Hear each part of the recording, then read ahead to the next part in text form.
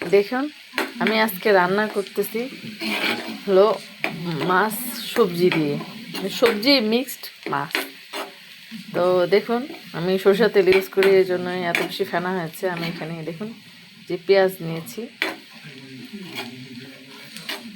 তো এই পেঁয়াজগুলো লাল হয়ে আসছে। এখন দেখুন এখানে আছে আমার আদা বাটা, রসুন বাটা, জিরা, কাঁচা জিরা এবং গোলমরিচ বাটা। এখানে আছে আলু, মটরশুঁটি, ধনিয়া পাতা, কাঁচামরিচ, লেবু।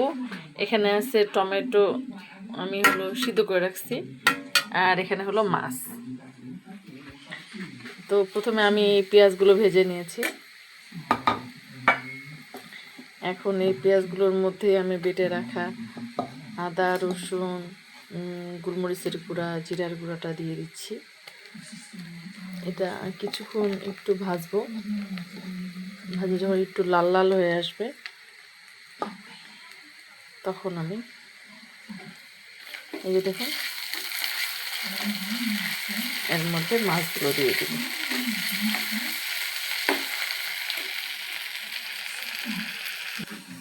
দেখুন ভিউয়ার্স, এখানে পেঁয়াজ, আদা বাটা, রসুন বাটা, জিরা, কাঁচা জিরা বাটা, গোলমরিচ বাটা, এই দেখুন লাল করে ফেলছি। এখন এর মধ্যে আমি মাছগুলো দিয়ে দেব।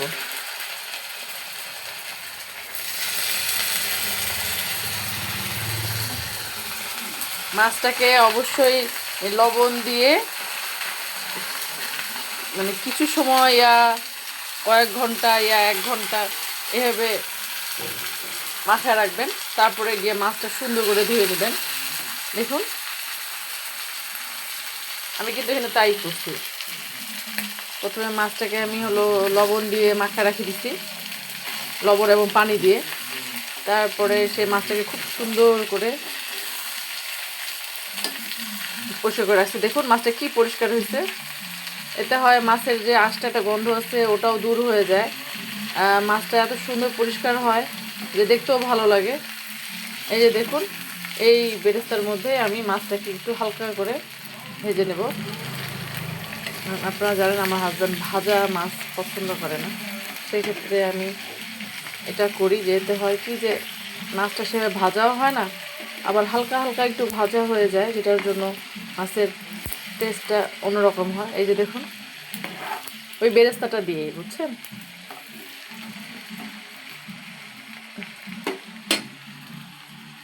এটা হালকা আঁচে করতেছি, নয়তো বেরেস্তাগুলো পুড়ে যাবে। এই জন্য দেখুন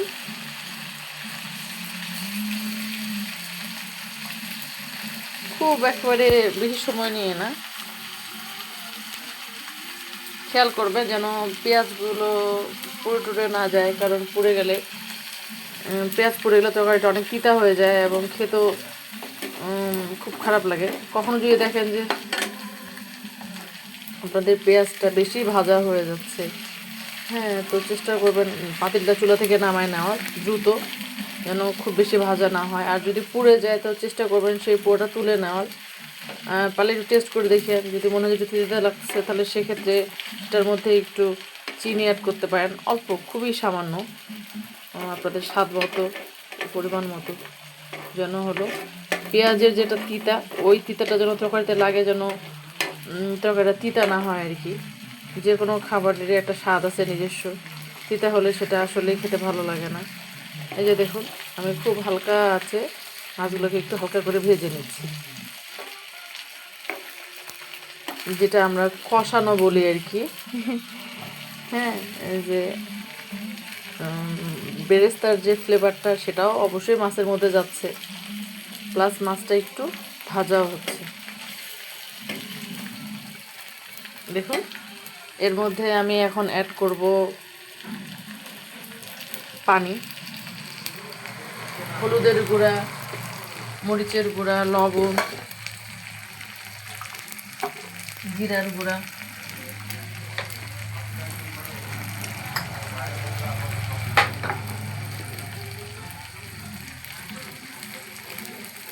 একটু অল্প একটু পানি দিয়ে দিই, তাহলে হবে কি মশলাটা দ্রুত ছড়ায় যাবে।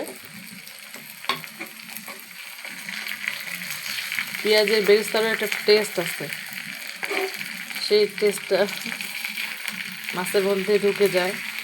পেঁয়াজ বেরেস্তার যে একটা স্বাদ আছে, ওটার জন্য মাছটার স্বাদটা অন্যরকম হয়। আপনারা অবশ্যই বাসায় ট্রাই করবেন। আমি মনে করি যদি আপনারা আমার রেসিপিটা ফলো করে রান্না করেন তো আপনাদের খাবারটা টেস্টি হবেই, এটা একদম গ্যারেন্টি দিতে পারবো আমি। আমি অনেকবার নিজে রান্না করছি, নিজে আগে দেখছি যে টেস্টি হচ্ছে কিনা, তারপরও আমি আপনাদেরকে সেই রেসিপিটা দিই যেন আপনারা একটা প্রপার টেস্টি মাছ সবজি মিক্স রান্নার রেসিপি পান। দেখুন এর মধ্যে আমি একটু হালকা মশলা বাটা যে পানিটা আর কি, ওটা দিয়ে দিলাম হালকা করে।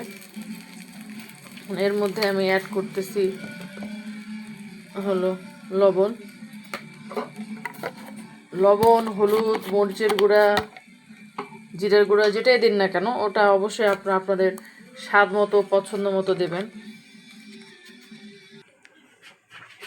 দেখুন ভিউয়ার্স, আমি এখানে টমেটোটা যে সিদ্ধ করে রাখছিলাম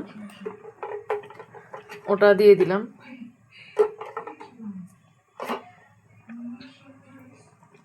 মরিচের গুঁড়া দিয়ে দিলাম।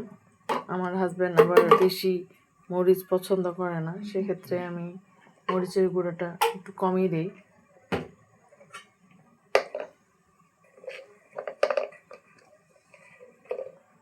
প্রতিটা খাবারে আপনাদের পরিবার পরিজনের পছন্দ মতো নিজের পছন্দ মতো পরিমাণটা দেওয়ার চেষ্টা করবেন, কারণ রান্নাটা আসলে একজনে এক রকম হওয়ার কারণটাই হচ্ছে যে এটার পরিমাণটা। জিরা দিলাম, মরিচের গুঁড়া, হলুদের গুঁড়া, জিরা, এই যে দেখুন দিয়ে দিলাম। এই পরিমাণটা আপনাদের পছন্দ মতো দেবেন, আপনাদের স্বাদ মতো দেবেন। পরিবার মানুষজন কীরকম পছন্দ করছে সেটা অনুযায়ী দেবেন। এর মধ্যে এখন আমি দেখুন সব দিয়ে দিলাম। এর মধ্যে আমি রাখা এই যে দেখুন অনেকগুলো মটরশুঁটি, আলু কিউব করে কাটা, ধনিয়া পাতা, কাঁচামরিচ, এগুলো আমি এর মধ্যে দিয়ে দিব। দেখুন ভিউয়ার্স, হলুদ, লবণ, শুকনো মরিচের গুঁড়া, জিরার গুঁড়া, টমেটো সব কিছু দেওয়ার পর আমি যে কেটে রাখছিলাম ছোটো ছোটো আলুগুলো, আমার হাজব্যান্ড অনেক পছন্দ করে ছোটো ছোটো আলু কিউব, মাংস মাছ এসবে খেতে, মটরশুঁটি, ধনেপাতা, কাঁচামরিচটা আমি পরে দিই। এটা একটা কারণ আছে যে ভাজা কাঁচামরিচের এক রকম স্বাদ, আর এই কাঁচামরিচটার আরেক রকম স্বাদ। এই সবগুলো সবজি এরকম করে কাঁচা কাঁচা দেওয়া হয়, এর মেইন কারণ হলো মাছটার যেন স্বাদটা অনেক সুন্দর হয়। মাছের যেটা আষ্টে স্বাদ আছে ওই স্বাদটা কারোই ভালো লাগে না। আর পার্সোনালি আমি তো একেবারে মাছ খেতে একেবারেই পছন্দ করি না, যেটার জন্য আমি চেষ্টা করি মাছটাকে এমনভাবে রান্না করার যেন মাছের যেটা আষ্টে গন্ধ আছে ওটা না থাকে, মাছের মধ্যে একটা টেস্ট আসে, আমার খেতে খারাপ না লাগে। আশা করি আপনাদের মধ্যে এরকম অনেকে আছে যারা মাছ খেতে পছন্দ করেন না, কিন্তু তারা যদি আমার এই রেসিপিটা ফলো করেন আমি শিওর যে আপনারা মাছ খুব টেস্ট করেই খাবেন। অবশ্যই আপনাদের একটু বিরক্ত লাগবে না, খারাপ লাগবে না, গন্ধ লাগবে না।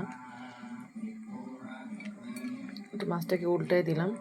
জাস্ট এখন এই রান্নাটা কন্টিনিউ চলবে। আর এটা যেটা সিক্রেট রেসিপির একটা অংশ আছে, আপনারা সেটা খুব ভালো মতো করেই জানেন, কিন্তু এখন আমি অ্যাপ্লাই করবো এর মধ্যে। সেটা হচ্ছে লেবু। এই লেবুটাই হলো মাছের আষ্টে গন্ধ দূর করার একটা অনেক বড় উপকরণ। এভাবে 2 ফালি লেবু দিয়ে দিবেন, তারপরে এভাবে এখন শুধু রান্না হবে।